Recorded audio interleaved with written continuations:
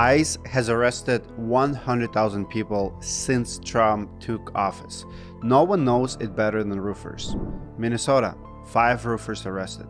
Florida, 6 roofers detained. New York, 4 taken into the custody. Massachusetts, 11 arrested. Washington, 37 arrested. Florida, 100 workers detained. The question is, can the industry survive this?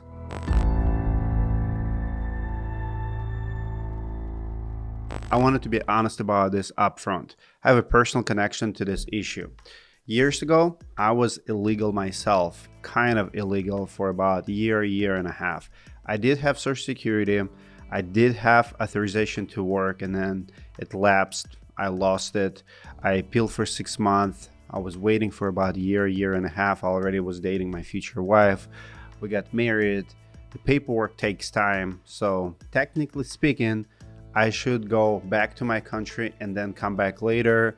We worked it out. I paid taxes for entire time. I did have Social Security. I did have driver license entire time. I actually worked for a police officer who had a side business doing insulation in Atlanta, Georgia for a couple months while I was waiting for my paperwork.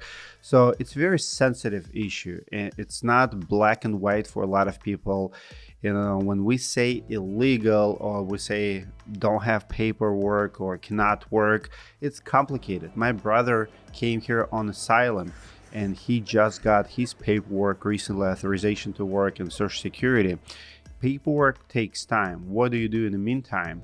A lot of people do work for cash, for odd jobs. Some people don't do anything. I think one of the most important things, at least for me, it was by my mentors. People told me right away, Dmitry, when you go to the United States, stay out of trouble. If you ever have problems with the paperwork, the key is not to get DUIs, not to get fights, not to do anything stupid. If you can pay taxes, pay taxes.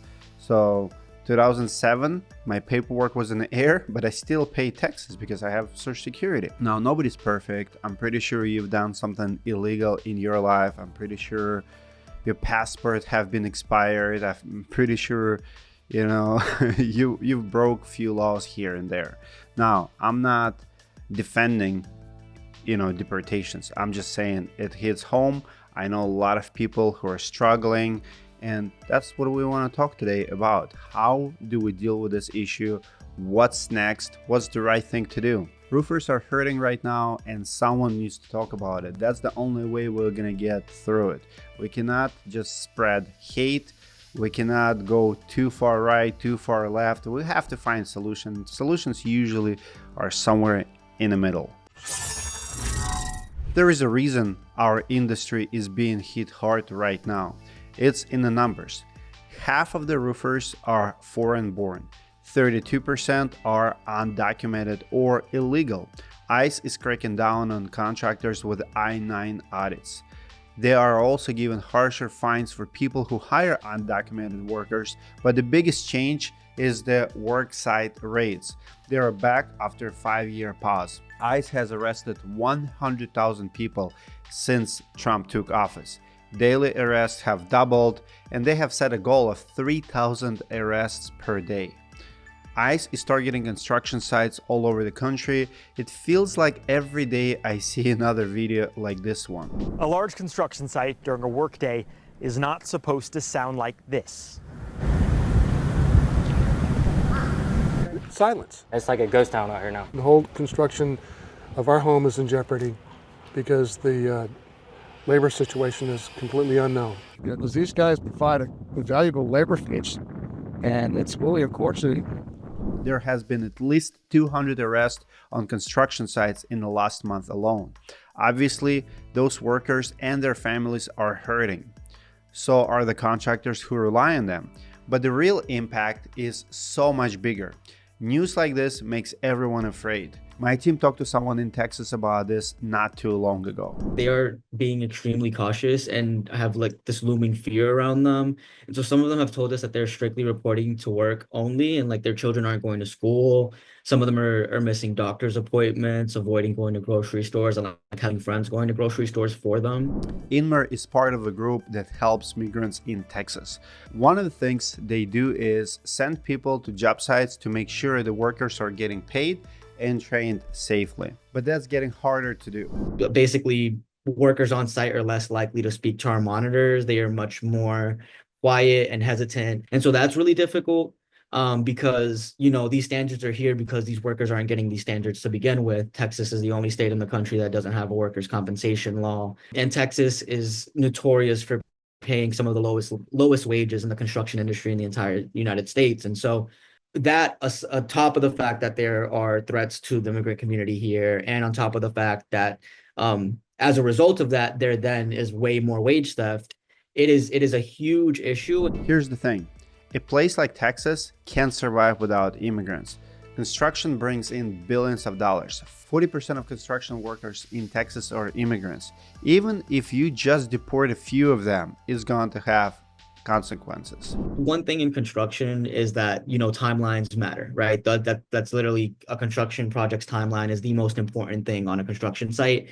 And we get pushback for just requiring OSHA 10 certification, right? And so if an OSHA 10 class that requires not even 2 days, it could be one full day of instruction, causes so much of an issue that it pushes back projects to the point that people say they can't work with our program, then removing immigrants and having mass deportation in a state that is increasingly growing is going to completely destroy the economy, or at the very least, construction companies, their timelines, and their ability to like succeed and make money. It's like a domino effect. Workers are deported, projects get delayed, contractors get behind, labor costs go up, and businesses close. This is the kind of things that could take our industry years to come back from. I think most people agree that gang members and migrants who commit violent crimes should be deported.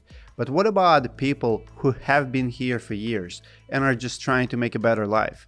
I want to know what you guys think in the comments below. If you have any ideas, comment them.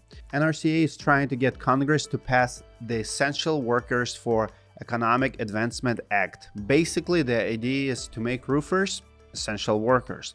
It would set up a temporary visa program for crews to come into US and fill labor shortages.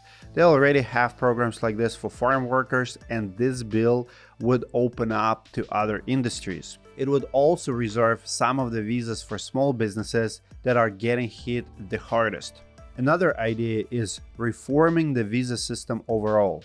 Right now, almost all legal pathways to get into US are closed. But in the past, there have been proposals that would make it easier to come here legally. And for people who are already here, that could make it easier to get a legal status. There is one big problem with all of these ideas. Congress is not considering them right now.